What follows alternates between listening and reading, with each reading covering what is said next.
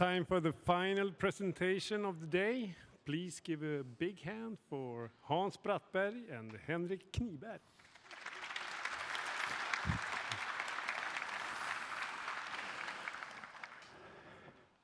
All right, so let's get started. This session is going to be about AI agents. And, well, Henrik, you need to present yourself. I'm not going to present myself again. Hi again. I saw some of you this morning, and now I have my wonderful colleague Hans here. So tell us a little bit about yourself. So a little bit about me. No, I'm not going to get into this, but it's the third time I think I'm here talking. And Henrik and I have been doing stuff together for 20 years. Long time. Lots of different things. Today it's AI agents. So let's dive into it.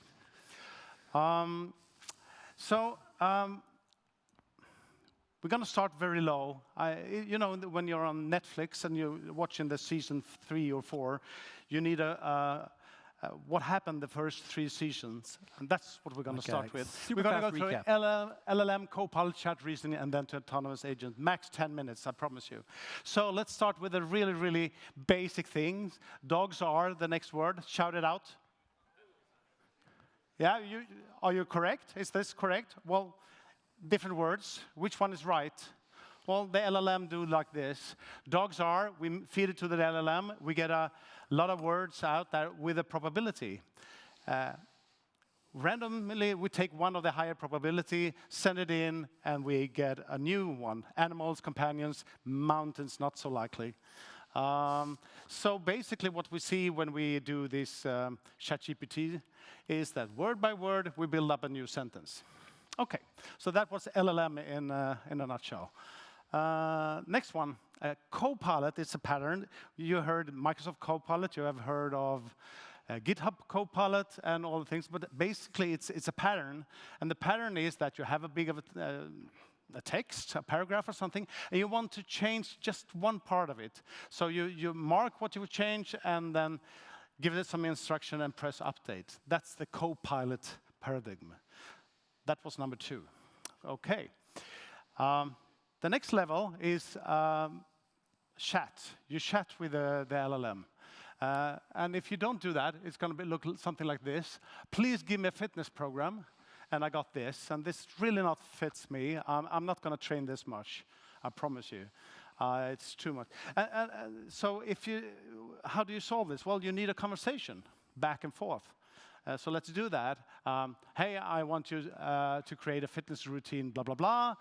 I got some response. I said muscle gain and endurance. That sounds good. Yeah. And so forth. So we get a quality by going back and forth instead of just typing something in. That was the chat paradigm. Now in November, something happened. Everything of this is the context that is fed into the LLM. So in November, I think it was, the O1 was released, the model, and it started reasoning in a way that we've been doing that earlier on our own. You heard of prompt engineering techniques, and everyone should have chain of thoughts and reflection prompts and yada, yada. And that is basically what we do here. And I'm going to show this. This prompt, I just want to do it because I put in a go-to in it. You need to do that in this conference. When was the last time you saw a go-to statement? Right? I love this.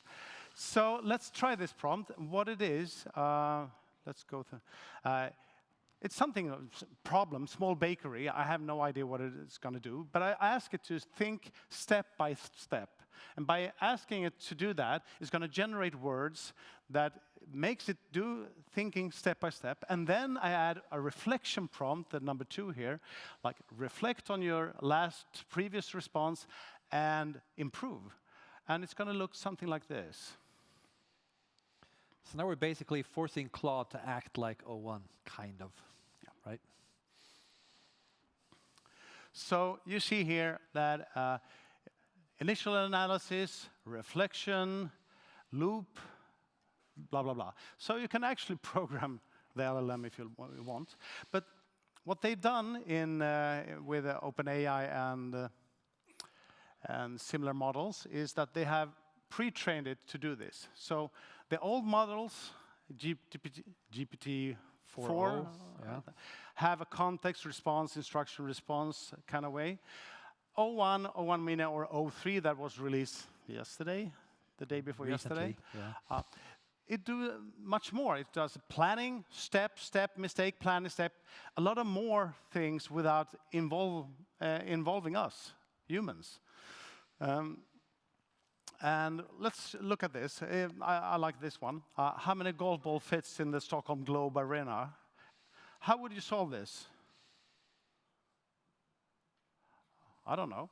But let's ask this now, a new model O3 Mini. So it says reasoning. And then it says, OK, let's think this through step by step. 1 step, 2 step, etc.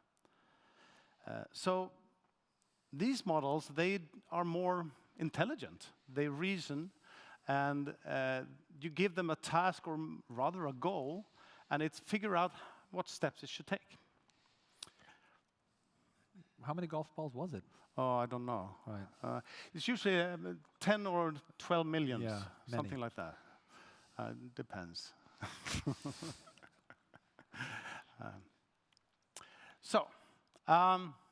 Oh, here's a little bit We have fun to talk thing. about this one. What's Yeah, that? no, go ahead. Yeah, this was worth talking about. DeepSeek, the Chinese model just released, if you ask it to pick a random number, it starts a reasoning. But it's a little bit like us humans, right? If I ask someone here to pick a random number, how would you do it? Oh, maybe 42, maybe some other. Yeah, we basically can't do random numbers. No. And now this guy is just kind of going crazy about it. It's very funny if you just read that. So you get the slides afterwards. So let's get into what is an autonomous generative AI agent. And I listened to a podcast with Sam Altman from OpenAI, and he said, well, within OpenAI, we have 20 different competing definitions. So if you like me, thinking that I'm not really sure what an agent really is, we're going to make our definition. And Yeah. maybe you should. Yeah, I talked a little bit about this morning, but we like to emphasize the autonomous part of it, because a lot of agent platforms is about agentic behavior, doing things step by step. But we think it's interesting when you let them do things on their own as well. So what we have come up with a definition is that we have an AI agent that has an LLM, that's the brain, and it has some instructions, probably with a goal in it, but it also have, because of the training or this step-by-step thinking, it has a decision-making, and it also knows about the world around it. So our agents, they are aware that they are agents, and you can ask them stuff. Yeah, we've noticed that it may seem a bit silly, but we've noticed that the more agents know about the context they live inside, like you are an experimental agent within this context, they just get smarter. This is the internal working. As you notice that sometimes you need a human in the loop, and we have designed these agents to always have the possibility to contact a human. It's like, am I on track? Should I do this or not? Whenever I feel a little bit insecure or need some quality, better quality. Of course, we have input and output. The input could be triggers. It could be an email. It could be a chat. It could be an alarm. An output could be anything, but usually it could be an email. It could be a conversation, a document, or whatever. And for its also, it has capabilities. It's tools and well, capabilities and tools. Yeah, capabilities essentially is a container of tools. So Slack could be a capability, and then each thing you can do in Slack is a tool within that capability. Yeah, so this is an AI agent according to us then. We're going to do a demo, and we're going to do it, well, should you? Yeah, okay. Do we just jump in? Yeah, okay, well, let's just jump in. So I don't know, how many of you were here this morning? I just want to check. And maybe some of you were not here this morning. Hand up. Most here. Okay, so those of you who aren't, don't worry about it. But I did a demo. I made a very simple agent this morning. I'm going to make a build on that and make a little more complex one now. So the context I'm pretending to be in now is that I'm CEO of Solar Pulse Dynamics. In fact, we are both CEOs. It's a pair CEO situation. Pretty cool, right? And we got this company, and we have 3 teams. We work within solar tech, of course, and we have these 3 teams. And I'm a little bit stressed as a CEO because, well, we don't really have time to keep the teams up to date on what's going on in this technology space. So in that context, we'll create an agent to help us with that. So I guess we'll just fire it up, right? Cool. Not here, right? Or Yeah, okay, here. Great. So new agent. And I didn't clarify that this morning, really, but this is our agent platform. It's a proprietary thing that we use, but we're using it to demonstrate things. There are other agent platforms out there. There are also open source things you can download, but now we're demonstrating on this. So what do we call this thing? Solar Scout. Okay, cool. Create a general agent. And let's give him an icon. Set profile picture. We can generate one, or we can just use this one right here. Yeah.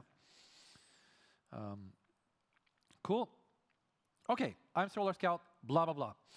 So let's see. When setting up, what's interesting about an agent is they're kind of set up to solve problems. So I'm not going to describe exactly what it should do. Instead, I'm just going to describe what problem I have, and we'll see how it can help me. So hello. I'm CEO of this company that does like solar technology, solar panels, EVs, charging infrastructure, things like that. And I'm a little bit stressed because I have 3 teams focusing on these different areas. And part of my job is to find out what's going on in the world and keep them up to date. And I'm a little bit stressed about that because I don't really have time to do that. So can you suggest how you can help me with this? So we're giving it a problem statement. Okay. I understand your situations. You need to stay informed. And let's see what it's suggesting. I can set up recurring research tasks. Recurring alarms for different focus areas. Would you like me to do weekly research and then contact the teams via email maybe? It's suggesting some things, and it's also noticing that I need some capabilities enabled. And this is the key thing about agents, self-awareness. It knows that there are capabilities out there that it doesn't have yet that we need to give it. So it's kind of helping me to help it to help me, so to speak. Okay, so let's start by giving it some capabilities. I wanted to, this is web scraping. We don't need that, right? We'll remove that. Those were the 3 we were going to have, right? That's good. Search news, research stuff, update your instructions, fine. We also wanted to be able to send emails and maybe receive emails and communicate on Slack. And this one too, edit documents. I'll show you what that means in a moment. All right. So yeah, it also needs to know a bit about my company, right? It wants to know a little bit about like which teams do we have, what's the information we need. So I'm going to use a feature called documents, where you could give it information. So I have a couple of documents here. This is a description of the company. The font is quite small, but it's basically what we do as a company, what is our edge. We are Solar Pulse Dynamics. This is all just made up, but it's just as an example. And then we have a second document that's describing the organization. What are the different teams? What are they focusing on? We have Solar Tech Division, Electronic Vehicle Infrastructure, Energy Storage, and there's also an email address to each one. So a little bit of context, I'm just going to give it, and I can't drag drop on his Mac because it's all weird setup, so he'll have to do it. It's not easy. Yeah, okay. So this could be a Word doc or something else, but now we just did text files. And this is a typical thing you do with agents. You give them context. You give them documents or links that they can work with. Otherwise known as retrieval augmented generation. They can use these documents. Okay, so we've given it some stuff. Great. Back to here. And we'll say, all right, dear Solar Scout, I've given you a bunch of stuff. I've given you the capabilities you needed, send and receive email, the ability to edit documents, the ability to go to Slack. It's great. You're all set up. I also gave you 2 documents that describe my company and the different teams. So I've thought a little bit about what you told me. And here's what I would like you to do. Every morning at 7 a.m., I want you to do some research to find out what's going on in our space with solar tech, etc. And I'd like you to save this research. So please create a document with today's timestamp called, let's say, Research Overview. And just kind of store the information you learned, ideally with links as well. And then I want you to think about how we can send emails to the different teams, customized to their interest areas. So I want you to create a second document with suggested email drafts to each team. And use a pretty lighthearted language with some emojis and kind of keep things casual and brief, and include links whenever possible. So yeah, do the research, create a research summary document, create the email suggestions. Don't send the emails, because I want to approve them first, so just create the suggestions. And the fourth thing I want you to do is ping me on Slack. You can use the Slack channel jfocus-demo and send the summary of today's research to that channel.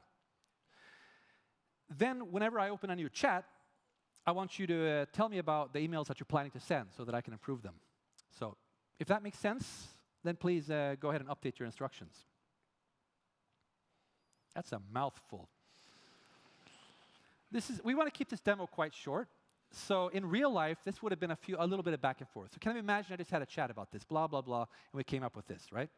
I'm kind of fast-forwarding a little bit, and we'll send it. So, and now it's going to turn this into a well-crafted prompt and not my messy blah, blah, blah, right? So first, let me update my instructions. It's updating its own instructions. Like I mentioned this morning, agents are kind of better at writing their own prompts. So if I just explain what I want, it'll write its own prompt. It's setting up a daily alarm. That's a key thing about autonomy, right? The agents can set their own alarms. And now it's actually starting. It immediately started doing today's research. OK, sure. So it's checking some stuff, searching online. And let's see what it does. It's interesting with agents. You never quite know when we kind of practice this. Sometimes it'll stop and say, hey, I've set it all up. I've created instructions. What do you think? Do you want to do a test run? And now at this time, it's like, I'm just going to do a test run right now. So you never quite know. But it seems to be doing the right thing. It did some research now. It said, let me create today's research overview document. OK? It created a document.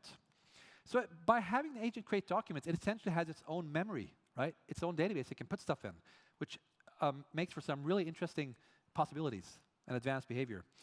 Now it's creating the email drafts document. Fine. And hopefully it should ping me on Slack now. So this thing is going to happen every morning, but now it just did a dry run, which is useful. And yeah, let's hop over to Slack.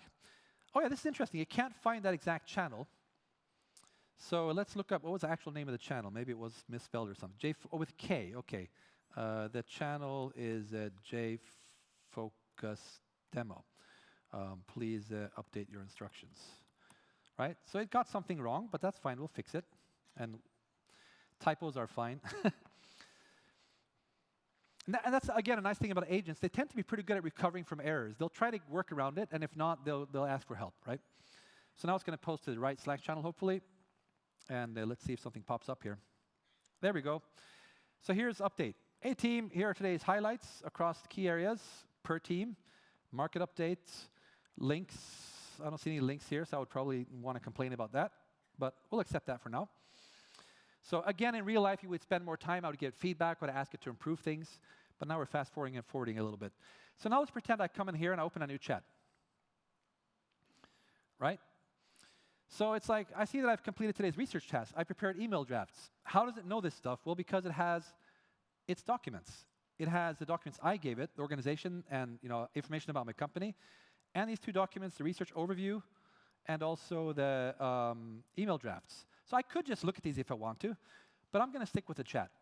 I'll say, OK, so you already gave me the research findings in Slack. I don't need that. But I would like to know what you plan to send to the different teams. So can you give me an example of one of the emails? Show me exactly what you were planning to send. So this is an example of human in the loop, right? Generally speaking, human plus AI together is kind of where the magic lies. But as an agent owner, I can choose which stuff should it do completely on its own, and where do I want to have a say. And that's also an important part of this. And then as the agent proves itself, I can give it more responsibilities. So this is what it's planning to say to the Solar team. And I'll just say that's fine, whatever. So let's pretend I went through all three emails, right? Maybe we iterated a little bit. And I'll say, these look great. Go ahead, send them. So maybe the first few weeks I'm going to do this routine. After a while, I might just say, you know what, I trust you, just send it automatically. Right? That's a typical, just like hiring a new colleague, right? Initially, you maybe want to supervise them a little bit and kind of work close with them. Then after a while, you'll just give them more and more responsibility and autonomy. So it dug up the different email addresses for the different teams. And we should hopefully see them pop up here, I guess. Yep. All right, there we go. So we have 3 emails, each one targeted to the different teams. So Solar Tech gets updated about solar panels and stuff. And then let's see, we have EV charging news. They get their own spin on this. And some links also. That's nice. And the links weren't even hallucinated. Wow. That's the nice thing about agents that actually do research. They tend not to hallucinate as much because they actually have the information, right? And storage solutions. And here I'll do something here. Let's say I'm in this team and I'm like, large format cells. That sounds interesting. Cells. Interesting. Tell me more. Do some more research. So that's a nice part, right? We've now, we haven't said anything specifically about what it should do when people answer an email. So it's going to probably do the sensible thing and figure out that, hey, this team wants to know more information. Let's respond. So the agent can be triggered in multiple different ways. It can be triggered by the time becoming 7 a.m. in the morning, or by me typing something here, or in this case, by an email coming in. Now, we can't see that here. So the agent has a diary where you can see what it's doing in the background. So let's look at the diary a little bit. Here we see that initial setup was done, right? We can read what the agent is up to. And we just wait a little bit. And you know what? We can also see if we get a response here. All right. Email is a bit slow, so we'll see what happens.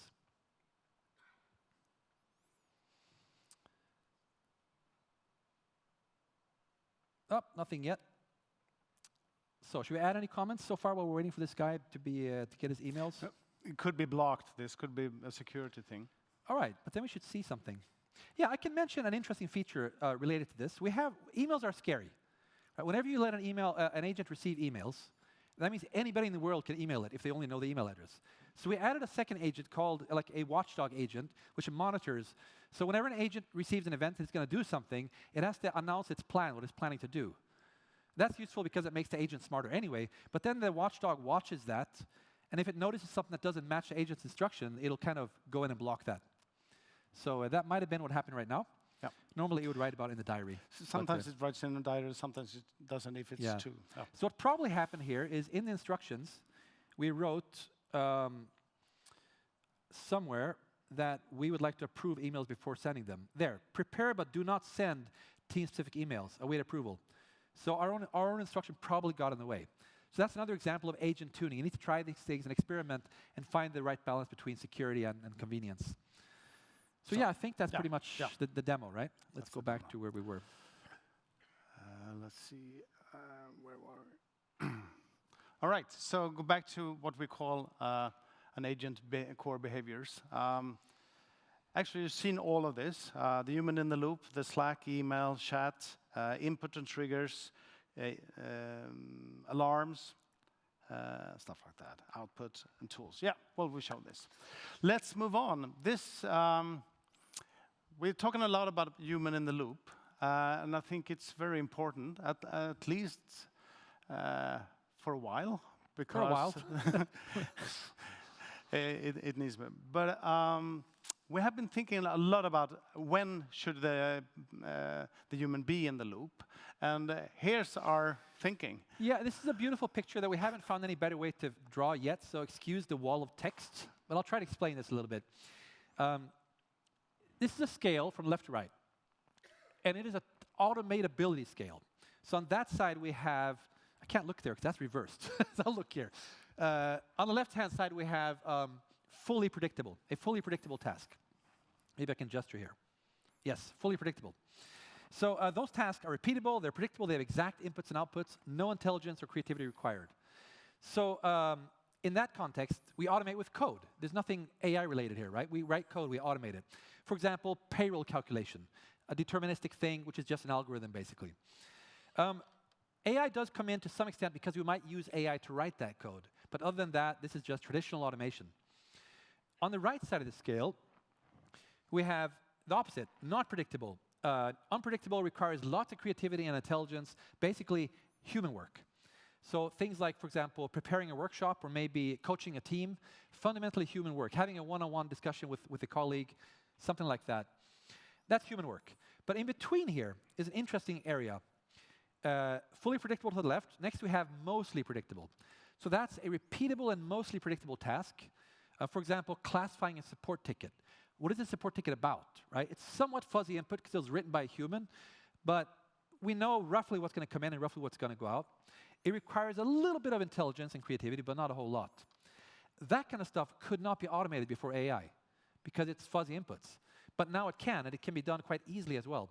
So there's like this whole pile of use cases that used to be impossible to automate that are now fairly easy to automate. And that's where there's like, this is where agents thrive. And we call that the agent kind of automation scenario, where an agent can basically automate that step fully. And then going more to the right, we have somewhat predictable. So it's a repeatable thing, but the process isn't exactly predictable. For example, writing a sales report, right? Or creating an article for something. The exact process might vary a little bit. It's going to be a bit of back and forth between human and AI, and it requires a little bit more creativity and intelligence. So this is what we call the augmentation scenario. The agent doesn't automate it completely, but it augments the human by being part of the loop. It can make a suggestion, the human can give feedback, and they can go back and forth until they're happy with it. So going from left to right, left side is code. Mostly predictable is LLM plus code. And then somewhat predictable is human plus LLM plus some code. And on the way right, it's basically human, maybe using a bit of ChatGPT on the side to get some ideas for how to do the one-on-one, for example. So yeah, when looking for agent automation in your context, think about what you spend time on. What do you guys do in your company? And look for the things that fit into that box. That's where agents can really make a big difference. Did I miss anything there? No. All right.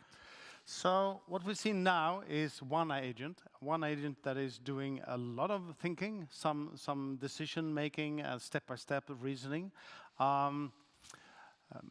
What if we have multiple agents? So a multiple agent systems, well, then you need to set up a hierarchy or a way of communicating and who decide what and things like that. So we're going to show that. Let's do it. Showing is more fun than telling, right? So a multi-agent demo.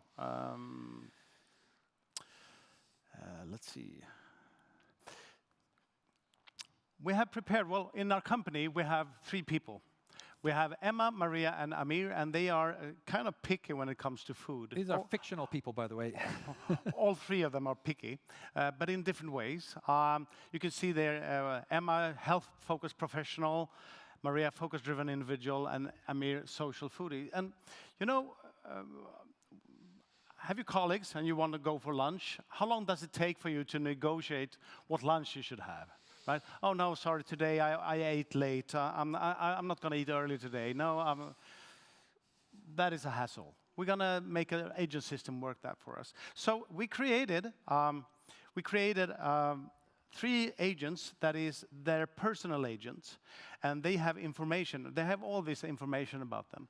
They also have their schedule. So Emma today, she has some team stand up late in the day, half an hour, I don't know why, but a preferred lunch window. And as you can see, their kind of preferred lunches at different times. So it's going to be some negotiation to get this working. So I prepared for this demo. I prepared this Emma, Amir, and Maria. And let's look at Emma first. You've seen a little bit what we have. We have instructions. I'm the personal AI assistant to the human that I have in a document. Very generic. A human. Well, I copy-paste them, so I had to do this. But I've created a document, Emma Thompson, health-focused professional. And here we have all the information about her. Restaurant requirements, must provide detailed ingredients list for all menu items. Yeah, and we can kind of imagine that this is Emma's personal assistant. So over time, she has been teaching it, prompting it, giving it feedback. So it has learned a lot of stuff about Emma, and that's inside this document. In this document, we also have I put in some kind of schedule for demo purposes. Yeah, and also remember that agents can edit their own documents. So this works kind of like a memory in a sense, right? The calendar could be, of course, be a real calendar, but I didn't want to take the risk in this demo. We have set this up, but now we need to set up a coordination agent, and it's going to be a lunch finder. So let's see, lunch finder. I create one. New agent. New lunch finder. create. So this one doesn't know about the other agents, right? We need to start there somewhere. So if I go to instructions and agent communication, we have a beautiful picture of different, well, the Solar Scout should not be part of this, but Maria could be one of them, Emma and Amir.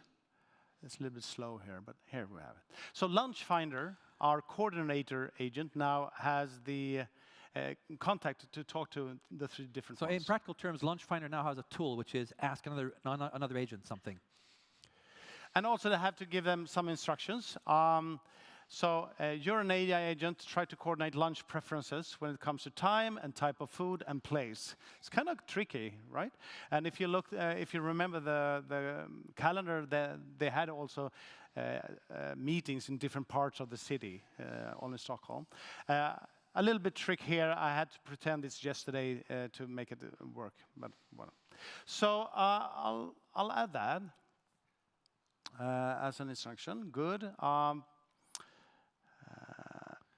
It's updates its instruction. Yeah, it's going to write a clean prompt from this, we hope. We hope that. While it's doing that, I'm going to prepare and see the next step. Yeah, great. Okay, so let's look at the instructions. Something here. Seems to make sense. It's pretty much what we said, right? Yeah.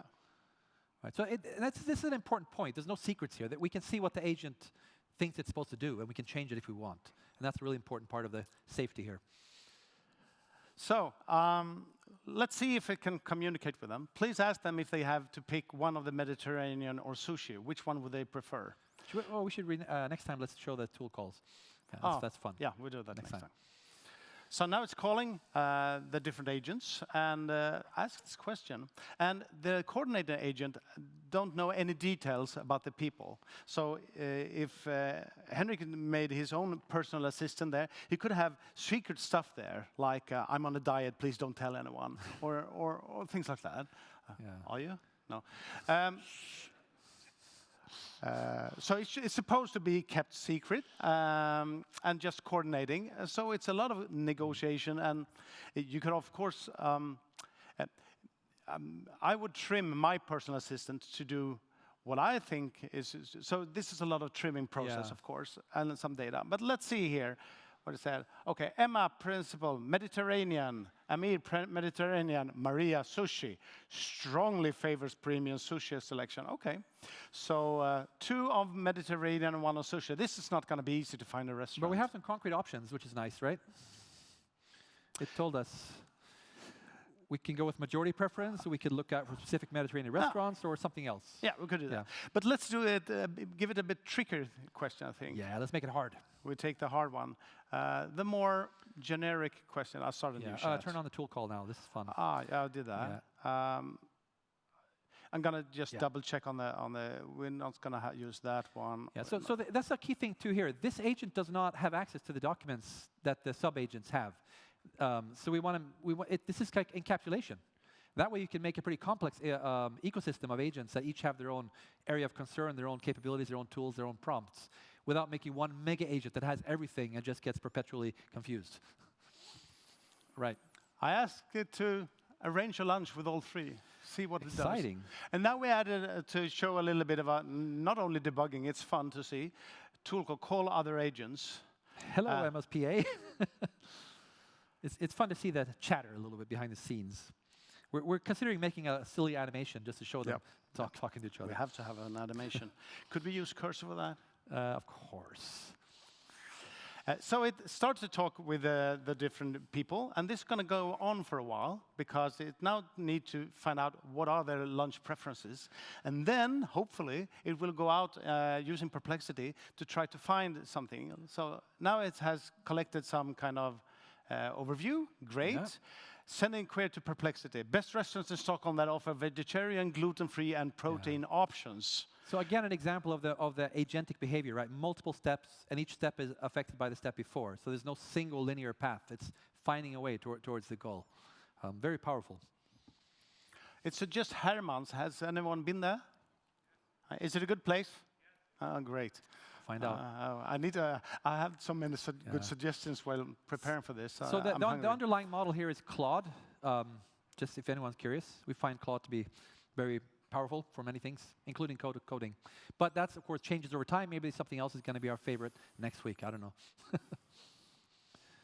All right, what's it doing now? Now it's negotiation. So it found these Hermans, and then they asked the 3 agents, and oh, it didn't work. Apologize, I need to revise our lunch plans. So someone complained about something, and we got to check some more options.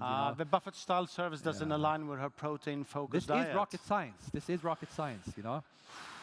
Now you see why this agent is needed, right? Because, Jesus, what would the alternative be? So now the agent has found the K25. Anyone been there? Is it good? Are you hungry? All right. So this can go on, but eventually it will actually finish. We can come back later and see if it's finished. Should we just let this run and then go back and see where it ended up? Okay, we'll let the agent. It's autonomous, right? So let's let it be autonomous, and we'll just continue talking about this stuff. That's the point. So this multi-agent communication. We are experimenting. We are doing things, but we found that it's kind of hard to know when will it finish, right? They can run around in a loop, but we found some patterns how to organize this. The really simplest one is, of course, peer-to-peer. We haven't shown that, but 2 agents talking to each other. It's the fundamental block. Yeah, maybe one agent is good at scanning an invoice to see if it's risky. Another agent knows about which invoice should be sent to which person. And they might ask each other questions sometimes, for example. So they can have different specialities. Yeah, different knowledge, different specialities. Another one is a pipeline agent, and that is more like a workflow, well, you know where the pipe is, one command to the next command to the next command. And we found that a lot of our work is made like pipes. Yeah. Kind of weird. I don't know why.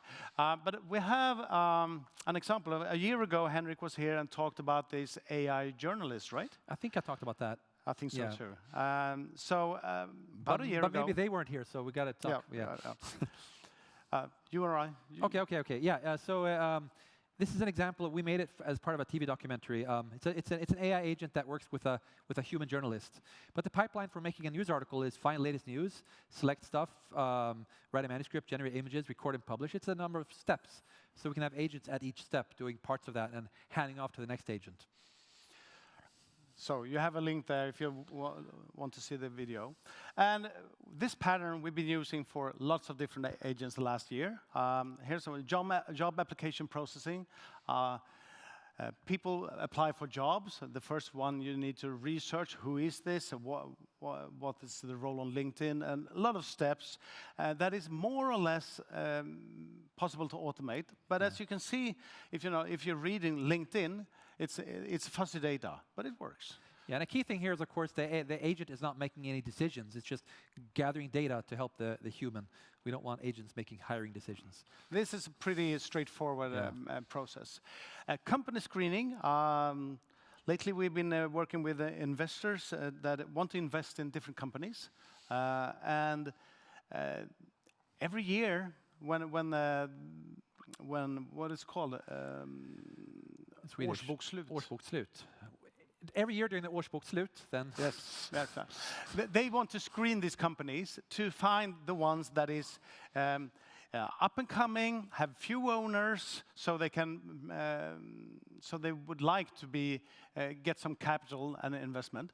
And we've been doing that, and now we'll just put in 5,000 companies, and in an hour or 2, we get the result. And the interesting thing about that is also it not only makes them more efficient, but it changes the way they think about screening. Instead of like this painful thing we do once per year, it's like, hey, we can do this kind of whenever we need to, because now it's cheaper. So we find that when an agent comes in, it not only makes things cheaper and faster, it also tends to sometimes make you rethink the entire workflow. It's kind of fun because usually they're supposed to do this after summer. This is the first thing they do after summer. Now let's go through 5,000 companies and see which one we should invest in. And when we started to talk to them, they said, well, we're a bit late this year. It's December now. And it was really something that they avoided. Yeah. But when we started doing this for them, it turned out that, it's better quality than we are doing. So they thought they got a one that is kind of helping them with the boring job, but it also improved the quality of this screening. And that was a surprise. And we have seen another company, they look at tenders, bid submissions, and it's a big company, so they need to find out which part of the company should have this. A little bit like the demo we showed earlier. So it's actually your imagination. I think you can come up with any process that you can. This is a simple step-by-step. Orchestrator pattern, you've just seen that. It's different agents on the same level. Lunch Finder is not in charge of anyone else, but it's just coordinating. It could be meeting schedule, travel planning, project managers. Oh, that's a project manager. That's a Should we check if he's done, by the way, the Lunch Finder? What? The Lunch Finder. Should we check if he's done, maybe? The Lunch Finder. Oh, yeah, we should do I'm that. curious. Now that we mentioned him, let's see if he's finally. Excellent. K25. Okay. We have to go there. Yeah, I guess that's next. Would you like me to make advanced arrangements? Yes, Yeah. a book. Okay. Book it. Okay, now let's go back to the. All right, cool.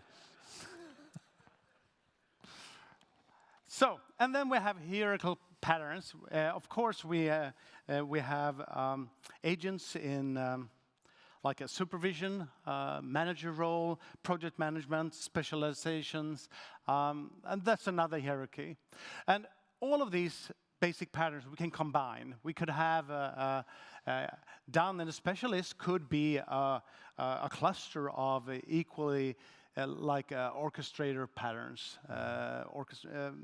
equal. And this is not really that different from human organizational design, just encapsulation, right? Object orientation, essentially, right? Which team is responsible for what, who delegates to whom, single responsibility principle. All these things we're used to as developers, those principles are at play here when you design your agent team. So agile Scrum team? An agent Scrum team. Should we make a Scrum? Yeah, maybe we should have them do sprint planning meetings and stuff. We need to do that. So, having said that, Henrik. Yeah, all right, okay. So some final thoughts. We're going to wrap this up because we're close to the end. We're ahead of schedule. That's quite amazing. I didn't expect that. That's nice. So final thoughts. What's our point here? Well, we feel pretty confident that AI agents are going to be part of everyday life for most people quite soon. So this talk, I hope, gives you some thought, some ideas about what that would mean in practice and things to keep in mind when doing so. Agents are much more powerful than LLMs. Our agent platform uses Claude, so there is an LLM beneath it. But by adding autonomy, tools and capabilities, and reasoning, it just takes an LLM and kind of turbocharges it. It makes it incredibly powerful, but also a little bit unpredictable, and sometimes even dangerous if you're not careful. So it just requires more careful design. You just got to think about things, iterate a little bit more. And in the beginning, they'll typically need more supervision and guidance, depending on how much responsibility they have. If the job is just to classify an incoming invoice and that's it, assign a tag to it, that's pretty safe. But if it's an agent that can do a bunch of stuff, send emails, buy stuff, order pizza, drive a robot arm, you might want to be a little bit more careful about the prompt, right? So prompt engineering, which everyone is talking about as an important skill, becomes like 10 times more important when dealing with agents.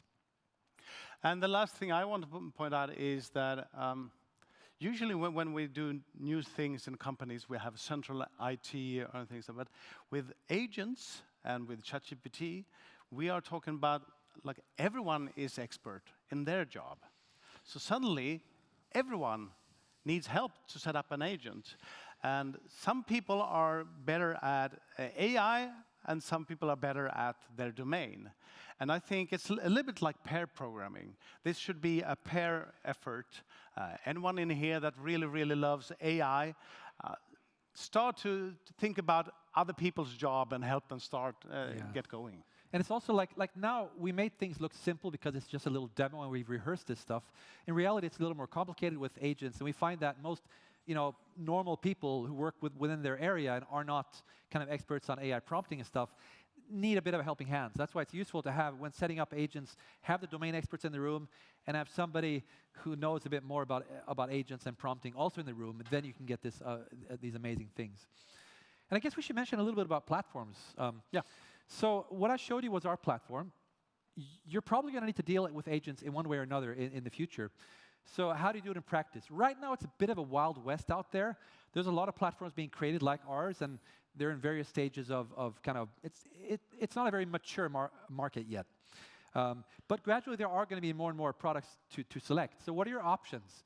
Well, Either you can go to a company like ours and ask for help. We come there and help you set up an agent on our platform. Or you can use another third-party platform, which is more self-service. There is a bunch out there. There's open source agent platforms where you can set up in a similar way to ours. You can set up your own agents. It requires a little more knowledge, of course, but you can also learn stuff. Or you can hack up your own. Now, making an agent platform is kind of tricky, but maybe you don't need a whole platform. Maybe you just have this one use case for an agent. Then it's pretty straightforward to just write a bit of code around it. But no matter what you choose, the prompt is the most important thing at the end of the day. That's where you're going to need to pay a lot of attention and do a lot of iterating. But if you succeed with that, you basically have a colleague, which is really cool, which can offload you from a bunch of boring work that you kind of wanted to get rid of. Yeah. Yeah. Anything else for us to add No, here? I think we're pretty done. But let's see if we have a few more minutes. Any questions? If you have questions, just call. Henrik, you have to listen here because I am. Yeah. When you schedule an agent to do something, do some tasks, it might involve this agent communicating with another agent. Is there any risk in like running out of tasks when the agents are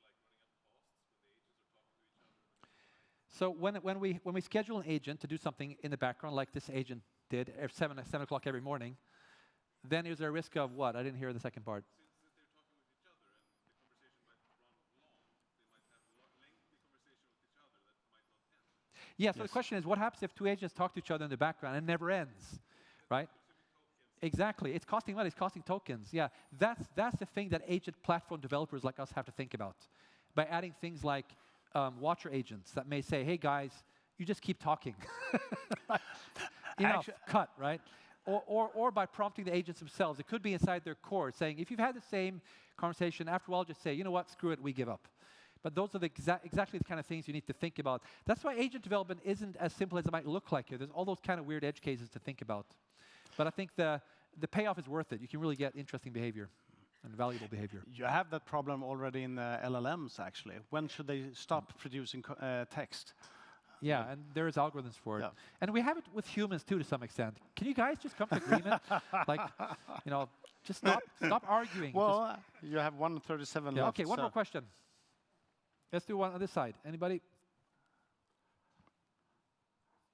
Okay, over here.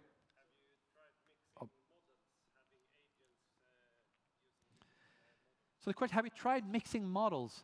Not really. And our platform supports a bunch of different models. What we tend to just do is use the best one for everything. We find, however, that the personality you give to an agent is almost more powerful than changing a model. It really influences a lot. So let's say your job is to do this, your personality is that, and your personality is this. It effectively is almost like if they're using different models. However, I can imagine a situation where if you have an agent team like we're showing, and they have specialized tasks, in some cases it might be like, hey, this model is better for this agent.